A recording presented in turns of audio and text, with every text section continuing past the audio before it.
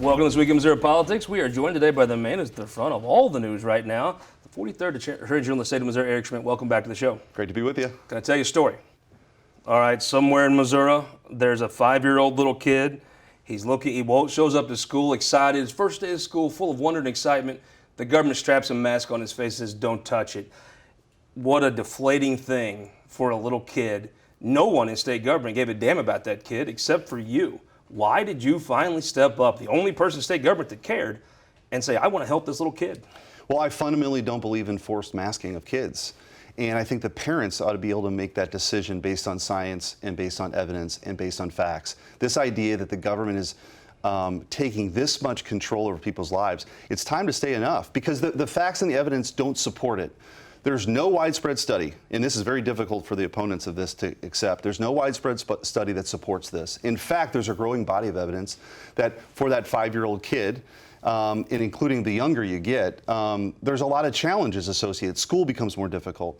Learning becomes more difficult. There's emotional and psychological issues. There's acne. There's irritation. There's all kinds of issues associated with the forced masking of our kids. Being 5 years old. Right, and there's no justification for it. There really isn't, and they're operating out of fear. And I refuse to genuflect to this altar of virtue signaling that's been established. And by the way, when you do it, they come after you. They come after you, right? But I don't care, because I'm telling you, they keep moving the goalpost. It was, you're vaccinated, you don't have to wear a mask. There's no end to this, by the way, because what they've never answered is, what's the criteria by which that 5-year-old doesn't have to wear a mask anymore? Okay, because there isn't any evidence and data to support it now. Is this going to go on in perpetuity? Some liberal bureaucrat feels like it. Exactly, and that is the broader issue here, is how much control are we going to cede to government over our kids? Shouldn't parents be able to make these decisions for their kids? Shouldn't families be able to make these decisions? So for me, it's taking the power out of the hands of the bureaucrats and giving it back to families. Well, I'll tell you, let me be the first, but I won't be the last. If you show up to an elementary school, you'll notice there's no coffee mugs today. Cold milk, just like the kids you're helping, and I tell you what. Now, was that 5-year-old wearing a Cardinal jersey on the first day? He sure was. I bet he probably was. There's a Cardinal fan of the rinse through the first of the month. Here's the problem I have with these things. Science should be based off logic, right? And I'm going to ask you this. Rockwood School District, do you think the school board members wear a mask all day at their jobs? Of course not. And you know what they'd say? Well, I'm vaccinated. Well, I have a 12-year-old also, and she's vaccinated. Doesn't matter. Science should be based on logic. I don't see any logic. Well, and here are the facts. Every death is a tragedy, and we should take this virus very seriously. But the facts are there's not been a 10-year-old that's passed away from COVID. There have been 5 under the age of 18. If you're relatively healthy and under the age of 25, you've got about a 1 in a million shot of dying from COVID. If you've been vaccinated, you're as likely to be struck by lightning as to die from COVID. You have a 1 in 138,000 chance. Those are the odds. So does it mean we don't take it seriously? Of course not. But there has to be some sense of proportionality. There has to be some context here. Because if it's just about fear to get your way, and let me tell you, a lot of these local bureaucrats who got a lot of power about a year ago, standing in front of that microphone and saying, don't walk out of your house, don't go to this store, put a mask on your face, they don't want to give it up. So this is a much larger debate about liberty, about freedom, in facts and science. And that's why we feel so strongly about it. And that's why I'm completely unafraid in taking this fight on, because we won in St. Louis County, and 1 million people now don't have to wear a mask because the government tells them to. And certainly our school-age kids, where there's very, very low risk of contracting, transmitting, or getting seriously ill from COVID. There's no justification for this. And they just want to operate on fear, so we're taking them to court. The legislature passed a law last year. Now, if the St. Louis County would have enacted this mask ordinance in late April, I think health departments might be closed to the whole state, but they did this after session. So during session, they passed a law that says you can issue a health order, like a mask order, stay at your house, but you have to at some point go get the elected body, the legislature, to pass that and confirm it. In St. Louis City, they've kept it. In St. Louis County, they've said no. You had to get involved, but finally you won the case. I thought that's a common sense thing. For such a wide-ranging order, you should have public support, right? Absolutely. And by the way, just because just because it's a local government doesn't mean that decision's infallible. Because on one hand, we're saying these decisions fall within the bucket. By the way, a lot of these local governments in St. Louis County have said, well, that law doesn't even apply to us. Well, that's ridiculous. And then secondly, it can't be an arbitrary and capricious decision. So, for example, with our lawsuit against the school districts that are forced masking our kids, we're saying, look, you didn't base this on anything. There's no science behind this. There's no facts. There's no evidence behind this. And it's also important to put in context. It's about 10% of the schools out there doing this. About 90% of Missouri schools aren't forcing the masking of our kids, okay? And if you want to talk about masking, the numbers in the city where they have a forced mask mandate are going up. In the county, they're going down. If you look at the states that are doing well, if you compare the school districts, by the way, that didn't have a requirement and there's, again, the schools that didn't have a forced mask mandate last year, their numbers were better than those that did. So again, this isn't based on logic. It's not based on science. It's about control and it's about power, and that's what we're fighting against. But to me, there's a difference in mask orders. I think Sam Page means well. I think he truly believes this is the best thing for his constituents, as I believe Tashara Jones does. Now, if you're a grown-up, you can choose to leave. You can choose to move. Steve Elmont is essentially the Helmut Kohl of the St. Louis area. You can go to West Germany if you want to. But if you're a 5-year-old kid and you have a relative that's forcing you to stay there, you're trapped. It's different. Look, that's true, but I also don't think that working mom that's working 2 jobs so her kid can have a better life should have to move, to have to sell her house to have the freedom that she should enjoy to make these important decisions for herself. That's what this fight is all about. I just think that people, because if this is the road we're going down, there is no end to it because COVID is with us. It's not going away next month. There are going to be peaks and there are going to be valleys. And if every time we see an uptick in contraction or something, we're going to have businesses being shut down, livelihoods destroyed, kids being forced to wear masks all day long. It's not based on anything on science, and it's certainly not a country. I said this, and this clip went viral. I said, don't you think using fear is a good thing to get people to do these sorts of things? I said, that's how tyrants and dictators have operated since the beginning of time, and to aggregate, accumulate, and exert power. Now, the United States of America is the freest country in the history of the world, and I do not want to live in some futuristic dystopian biomedical security state. And as Attorney General, I'm going to do everything I can to protect people's individual rights. I think that may have got you free milk in every elementary school for life. You may never buy another carton again. When do you expect the judge to start judging and helping these kids? Well, in the school case, essentially it's a reverse class action. So the next phase will be establishing the class. So the school districts that are part of that. If you're a little kid, when can you expect to get help? Well, we're seeking injunctive relief, so we're going to move as quickly as we can. We also want to get discovery. And we're asking for discovery in St. Louis City and in St. Louis County. What are you basing this on? The emails, the correspondence. What do you And by the way, they are terrified of this. They're terrified of the public knowing what they're actually basing this on or what they're not basing it on. So we're in this. We're in the fight. I'm not going away. This is a very important issue for the state of Missouri, and as their Attorney General, I'm going to fight for the people. I don't represent some bureaucrat making these decisions that's never going to be questioned. I represent the people. Well, I look forward to getting back in the house and telling my son, we just call him 24601, that maybe someone's coming to help him. Let's talk about the campaign, running for Senate.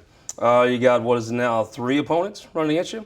How's the campaign going? It's going great. I mean, we set a record for fundraising in the first quarter coming out of the gate, $1.3 million from individual donors across the state. That's a record for anybody that's ever announced for the United States Senate out of the gate. And as I go around, I was in St. Charles and at the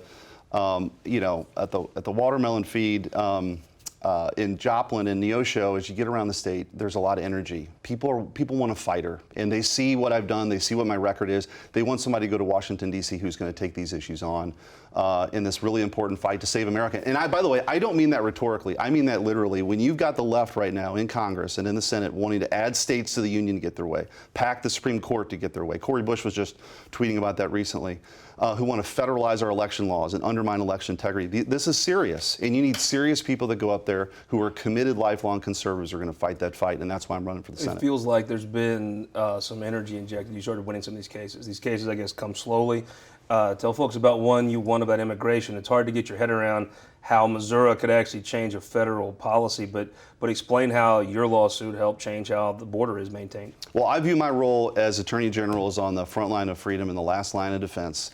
And when it comes to border security, Missouri certainly has an interest. We just had, we led a 12-state human trafficking raid just a couple of Fridays ago with over 100 arrests, 48 victims saved. Human trafficking and taking that on has been a focus of our office.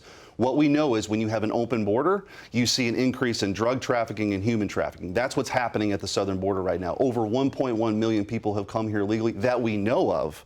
And this is all because President Trump had a very successful policy. It was called the Migrant Protection Protocols, or the Remain in Mexico policy, where if you were coming here seeking asylum from Central or South America, Mexico was the waiting room. While you waited for your asylum hearing, you were in Mexico while you were waiting. Biden changed that, this reflexive kind of anti-Trump, everything Trump ever stood for, they wanted to change on day one. And so what happened?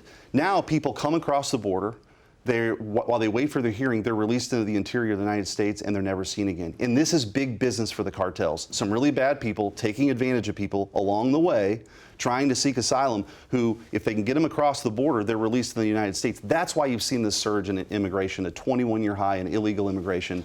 And when we took that case, we filed along with Texas. We won at the district court level, we won at the appellate court level, and the Supreme Court in a 6-3 decision agreed with Missouri and said, yeah, you have to go back to President Trump's policy, which was working. I have not seen Joe Biden go back on those steel tariffs.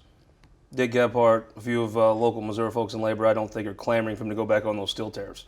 So not everything Trump did he's tried to erase. Yeah, well, I think it's been on immigration and energy right off the bat. He took those issues on, and we're fighting them tooth and nail. We're going to take that fight to Joe Biden every single time, and we're leading the way. I mean, I'm very proud that Missouri's leading the way and pushing back against this federal government overreach, and then when we see the overreach at the local level, we're not going to be afraid to take that on too. One more thing, it just seems like, President Biden comes in. I think everybody wants to see a new president do well when you get someone elected. And I think Joe Biden's a nice man. I think he's a good man.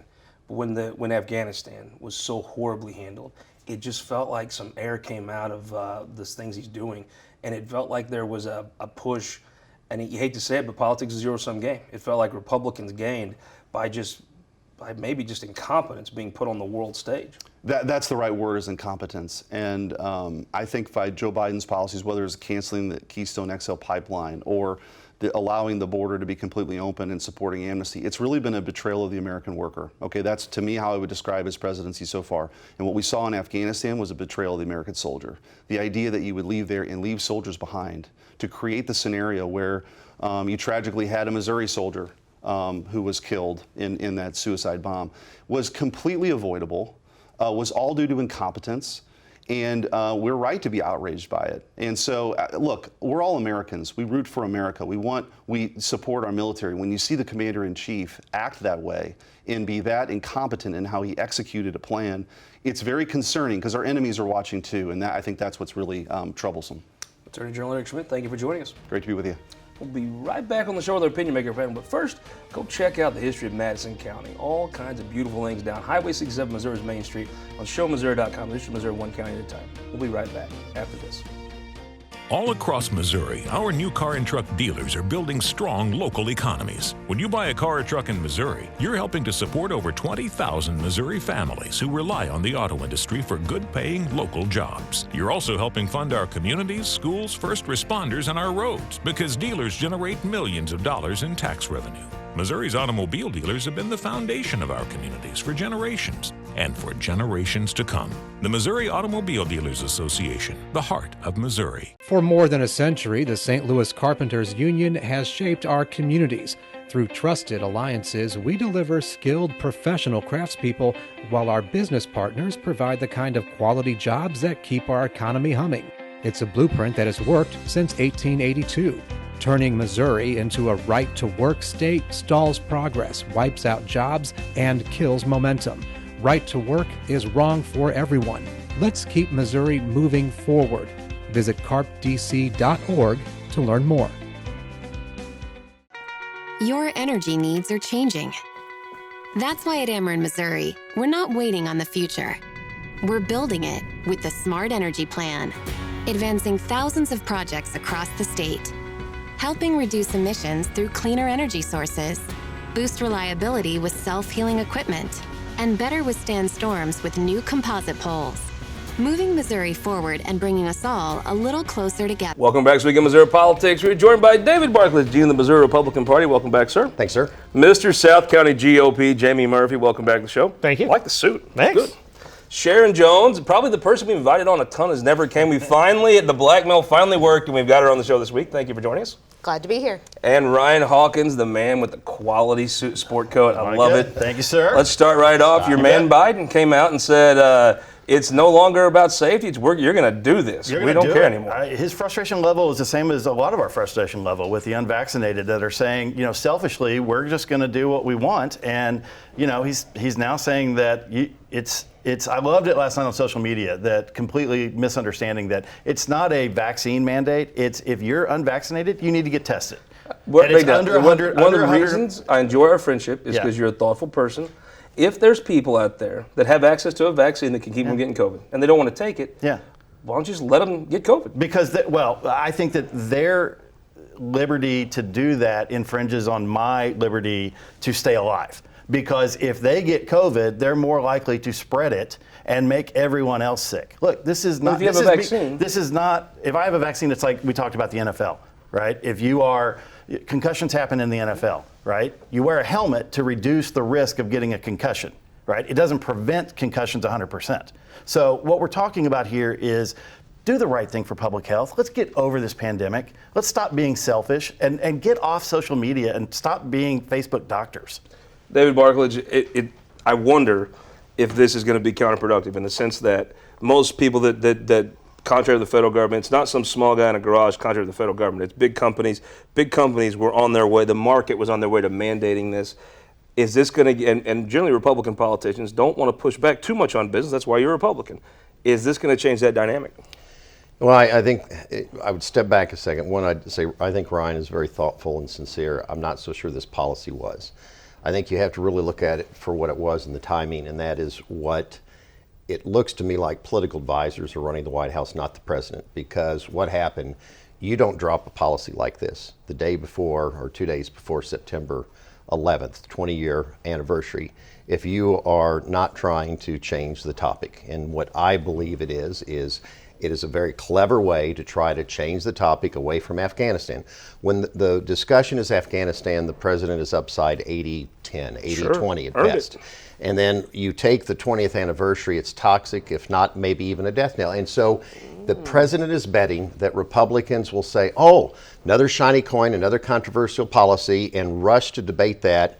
And so that tomorrow, as people remember Afghanistan, that people won't remember and connect Afghanistan and his failures to 9/11. And I think what we're basically seeing is a very clever, very bad smokescreen, because it will come at the policy, it will come at the if that's cost what he of did, lives. It is very clever. Yeah, but it probably will work. Yeah, well, except the thing is, everybody's going to bite into it. I don't think it's constitutional. I think all it's going to do is make it harder to save lives. I think you're very sincere in wanting, to see us do the right thing. But when a policymaker does this, he sets back actually the cause. Jamey Murphy, if the ultimate strategist is right, and he might be. I mean, while that's cynical and not good, it sounds like a good idea if you're Joe Biden. Yeah, I mean, Joe Biden's trying to do anything he can to save his presidency at this point. I'm not convinced that putting this burden on business. I mean, if you look at the typical American business during the pandemic, you've shut them down.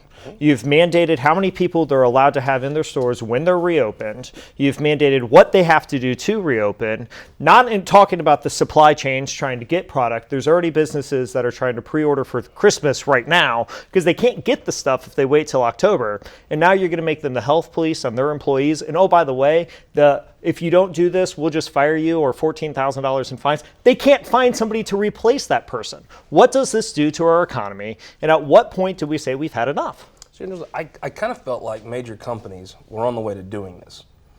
I think also you lobby the legislature.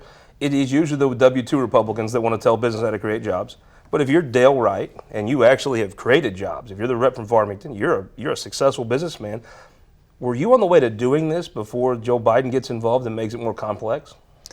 Well, I think that's an interesting point. My understanding is this policy applies to companies with 100 or more employees. That's actually not that many companies. The vast majority are under that, aren't going to be burdened by this at all. And that's especially our local people like Dale Wright. So I think that what it's actually going to do is not much. Target's already doing it. A lot of the major retailers are already doing it. It's not going to have a huge impact except for those few people who don't treat their employees well, who aren't offering them time to go get the vaccine, who aren't giving them the testing. And what we really need is employees to feel comfortable going back into the workplace. That's going to fix our labor shortage problem. This is a way to do that. You think that's where it gets? I mean, you're in central Missouri, so you have Columbia, very liberal folks. You got Ashland, pretty much not. Are people in Ashland getting comfortable yet? People in Ashland, I don't think we're ever not comfortable. Are people in Columbia getting comfortable yet? That would be the thing. I will say I have a lot of friends who are in the restaurant business as servers, and some that are owners. And their answer is, if it's a good employee, and a good employer, it works out great. I know a lot of people who left really bad workplaces to go to better ones doing the same thing. Hey Scott, can I jump real quick on, and just I want to point out on something David said, you know, about, I get it, that it may be a wag the dog type situation in some people's minds, but let's look at the number of deaths in just the last week of August for COVID alone was 47,000. That's more than 9/11 and the 20 years we spent in Afghanistan combined. It is the issue and the number one issue that this president needs to take care of. I agree. And to your point about what freedoms are we getting after, I love the speech, now do women's health. Because you're taking away women's health care and stripping away those rights, while on the other hand saying, oh, but don't make me do this. Brought that up. It's Now, I want to complete talk about hypocrisy. Jamey Murphy, someone I know Okay. is pro-life to the core. The Texas law, which basically would eliminate abortions in Texas for the most part. The Supreme Court said, thumbs up, that's fine. I assume there's already people drafting things in Senate research to do that in Missouri. Oh, I'm sure there's absolutely. I'm not sure the Supreme Court said, okay, your law is fine. I think they said that the challenge wasn't right with the current circumstance. Because if you actually looked at how they ruled, it's kind of clever in the way they did it. It's the state of Texas isn't actually the person responsible for defending the law. So therefore, there's no really defendant in the lawsuit. You have a plaintiff with no defendant. And the court kind of thought this was legal gymnastics and quite weird. But I mean, I would look at abortion as, you know, legalized murder, right? At some point you have to say, where does life begin? And if I draw that line of conception, anything that kills that life prematurely caused by man from that point on. David Barklage, if the dog catches the car, if the Republicans in this state finally ban abortion, are they going to like what they've got? You know, I think the problem is that when Missouri bans abortion, New York makes abortion, you know, free and easy Illinois. everywhere, in Illinois. And so it is an interesting question. I think that everybody, again, is blowing up for political purposes this ruling. It's not near as impactful or wide as people are saying. Mary Elizabeth Coleman, who's one of the leaders in the pro-life movement in Missouri, is working on a response, and she's very measured in it because she understands, as he just described, that the Texas ruling is not a end-all of Well, Roe she v. would ban Wade. abortion. Honestly, from a position of sincere care, passionately ban abortion. Is she going to like it if she does? Well, I think so. I think because she cares a great deal about the sanctity of life. Sharon Jones, you're a very pro-life person. Are they going to like it if they get it? Well, as the only person in the room with a uterus, I would point out they already have it, and no, they don't. And part of that is because, you know, to add to the cynicalness of the panel, Missouri Right to Life has to have a reason to exist. So does every interest group. They That's do. not I anything agree. particularly They unique. absolutely and do. nor have we But- ever defined debates by who had a uterus or who had a penis. Whoops. And it's really not appropriate in debate to try to cast color, sex, or all those kinds of things in terms fairness, of giving people David, the right to have a voice. In this issue, I'm adopted, so if abortion laws were as they were when I was born, I probably would never have been born. but my point so is that gives we've me a done unique it. perspective, doesn't They it? did it last time. They have banned abortion. You cannot get an abortion in Missouri under our current system. And they are talking about doing more.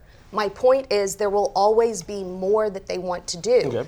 They will never be happy. It will never be enough. Because if they pass a Texas bill, which would have banned abortion essentially in Missouri, or Missourians, is that where they're going to say, well, no, wait a minute, that's maybe too far? Well, I think that it's a political show, so let's talk about the politics of this for a second.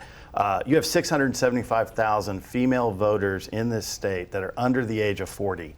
You are stripping away health rights. You are seeing voter suppression being passed by the GOP. You are completely losing an entire generation of voters. So we play chess on this for a second. It might have been win a battle, not going to win the war. If you start continuing down this path, I'm going to continue to bring up every time that somebody says, I have the individual health right to not wear a mask. I don't need to get a vaccine, and yet you're taking women's health rights away. Prediction, will a similar bill to the Texas bill pass in Missouri this session? Yes. What do you think? Absolutely. What do you think? 100%. I think you're right. Let's talk about politics. David Barklage, the U.S. Senate race. Interesting. I want to talk about the 7th down in Springfield. Yes, sir. Billy Long's running for U.S. Senate. You've got Senator Moon, Senator Burleson are running. Former Senator Jay Watson's a name I've heard. Yes, sir. I'll disclose that I favor Jay Watson in that race. I've known Jay for years. He's a very, very strong public leader. He's one of those ones that puts, I think, leadership and policy first. But it'd be a very good race. I think Eric Burleson has some really good early advantages. Good I think fundraising out of the gate. He yeah. does. I think Jay Wasson, however, has sort of the stability of he comes from the growth area. He has resources. He has relationships. I think he wins a long race. I think Eric may be ahead today. I think he ends up winning. I think Mike Moon, Sam Alexander, the other candidates are all more in Burleson's lanes. And so I think it creates a traffic jam in one lane. Jamey But an Murphy, open people road underestimate Mike Moon. Very good campaigner. And will work tirelessly, if I had to guess. Yeah, I think that's probably pretty And accurate. probably the most of the votes he takes may be coming from Senator Burleson. Yeah, it's going to be quite interesting, the bottleneck that they create there. I don't know much about that race. I'm clearly on the other side of the state from it. Yep. And I know Mike Moon, I know Senator Burleson and Senator Wasson personally, and I think all of them would be. Don't underestimate Ron Richard. I mean, can you imagine if you're in Joplin and you say you're not voting for Jay Wasson, what Ron Richard would do to you? Yeah. Be a long day. Let's talk about this U.S. Senate race. I've heard a lot of folks. The Republican side has been discussed back and forth. There's some Democrats running. Sure. Senator Scott Stevens, somebody I know very well, I think very highly of. There's some other candidates, but Lucas Kunz came on the scene and raised a lot of money. Raised a lot of money, has a lot of raises profile, kind of came out of nowhere. I think that those two, Senator Sifton and Lucas Kunz are going to battle it out. I think it's good to see a primary that's, two candidates going at it. You get into the Republican primary with 19 different candidates, it's going to be interesting. It's a one-on-one. They're going to have to raise money. They're going to have to show their profile, and they're going to have to show some Sharon, I'll viability. enjoy hearing Scott Sifton talk about issues again. It will be good. I mean, he is a policy person through and through. I think the Democratic field is getting just as crowded as the Republican field. It's just with names nobody's ever heard of before. I know of 4 people who've declared on the Democratic side for Senate. It becomes problematic, and it will drain resources for whoever goes up against Eric Greitens. Our times are becoming very crowded, so who won the week, David? I think who won the week were the tens of thousands of supporters who came from all over to show the respect to Lance Corporal Jared Schmitt, who was born the same year the conflict started. I think it should remind all of us that sacrifice and service will not be forgotten. Who won the week? I think Eric Schmitt, I think he's writing a Christmas card to Joe Biden right now for this gift that he just handed him. Who won the week? MEC and Nick Schroer. I think they're both going to have a really good piece of legislation for their primary race. Who won the week? I'm going to go with Jason Kander. Opened up his Veterans Community Project here in St. Louis, and I'm also going to give a shout out to the folks that are running the Ascension Golf Charity Classic, raising a lot of money for North St. Louis. I'm going to go with Senator J.J. Rizzo tomorrow night in Jeff City. If you're possibly around, come join us. We're going to have the roast of Senator Rizzo. It's going to be a very good time. We have a good group of roasters, and we're going to raise some money for the charity of his choice. So I hope you'll come join us Monday night, and you'll join us back here next week on This Week in Missouri Politics.